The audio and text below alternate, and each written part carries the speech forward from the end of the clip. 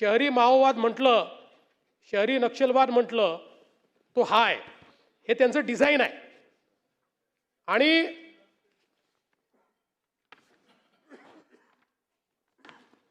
याच्यामध्ये कार्यप्रणाली काय?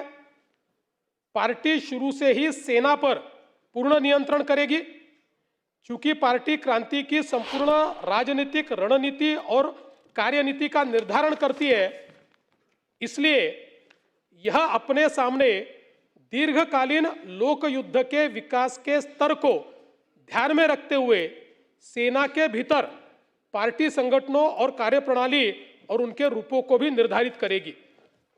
आणि जन संगठनों की कार्यकारिणी कमेटियों में पार्टी फ्रैक्शन गठित किए जाएंगे। वास्तविक जनसंघटन म्हणजे हे जे ज्या संघटना आपण बॅन करा म्हणतोय त्या संघटना म्हणजे जनसंघटन म्हटलेलं आहे। वास्तविक ठोस परिस्थितियों के अनुसार उपयुक्त तरीके अपनाते हुए पार्टी फैक्शन जन संगठनों की कार्यकारिणी कमेटियों का मार्गदर्शन करेंगे। फैक्शन गुप्त रूप से काम करेगा।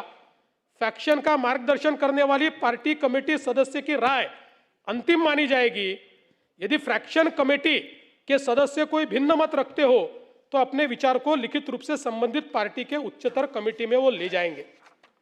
म्हणजे हे एक डिझाईन आहे की ज्या डिझाईनमध्ये या ठिकाणी भारतीय संवैधानिक व्यवस्था उलटून लेनिन आणि मार्क्सने जी व्यवस्था चीनमध्ये उभी केलेली आहे ती व्यवस्था या देशामध्ये उभं करायचा अशा प्रकारचा हा यांचा विचार आहे।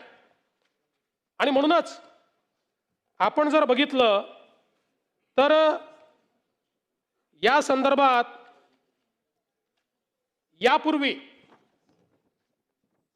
अशा प्रकारचा कायदा तेलंगणा राज्याने केला, आंध्र प्रदेश राज्याने केला, ओरिसाने केला, झारखंडने केला आणि या सगळ्या राज्यांनी हा जो कायदा केला